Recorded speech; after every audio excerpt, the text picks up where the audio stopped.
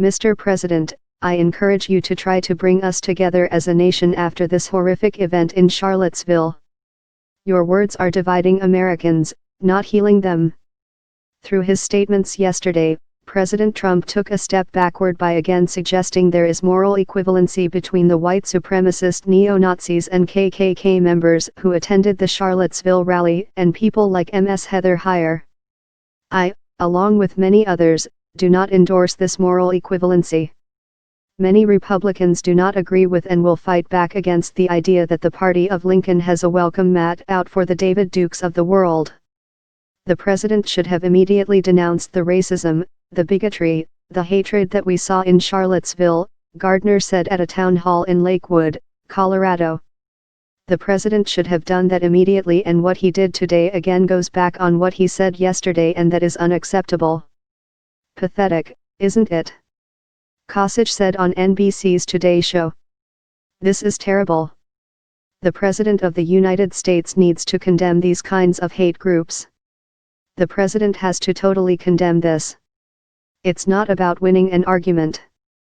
The white supremacist, KKK, and neo-Nazi groups who brought hatred and violence to Charlottesville are now planning a rally in Lexington. Their messages of hate and bigotry are not welcome in Kentucky and should not be welcome anywhere in America, McConnell said in a statement. We can have no tolerance for an ideology of racial hatred. There are no good neo-Nazis, and those who espouse their views are not supporters of American ideals and freedoms. We all have a responsibility to stand against hate and violence, wherever it raises its evil head. As we pray for Charlottesville, we are reminded of the fundamental truths recorded by that city's most prominent citizen in the Declaration of Independence: we are all created equal and endowed by our Creator with unalienable rights. We know these truths to be everlasting because we have seen the decency and greatness of our country. We have to unequivocally say that the KKK and the white supremacists were wrong. I do think people may have showed up in Charlottesville thinking, hey, this is going to be a discussion about whether we remove historic statues. The second they saw Nazis' flags, they should have turned tail. There's no good KKK member. There's no nice neo-Nazi, McDaniel told ABC News' David Muir in an interview on Good Morning America. We don't want your vote, we don't support you, we'll speak out against you, she added.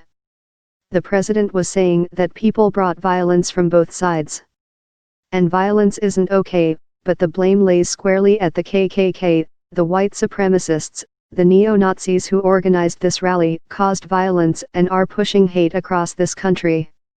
White nationalists gathered in Charlottesville, Virginia, to protest against a plan to remove a statue of Robert E. Lee, the Confederacy's top general in the American Civil War.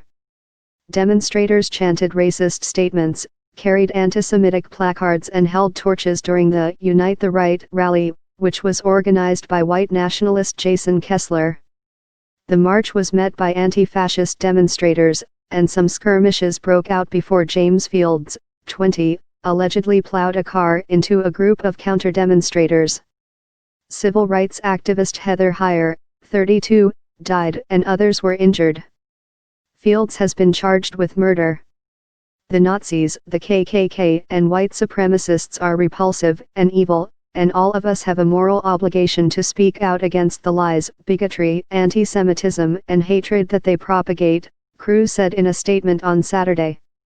Having watched the horrifying video of the car deliberately crashing into a crowd of protesters, I urge the Department of Justice to immediately investigate and prosecute this grotesque act of domestic terrorism. Our prayers go out for those who tragically lost their lives in Charlottesville, Paul said in a statement.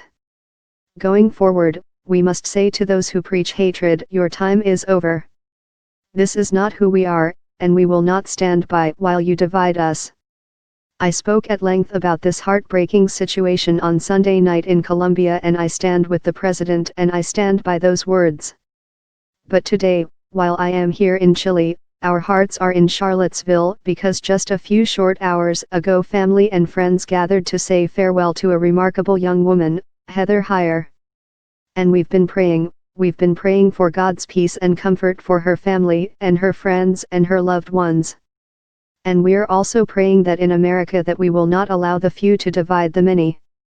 The strength of the United States of America is always strongest, as the President has said so eloquently, when we are united around our shared values, and so it will always be.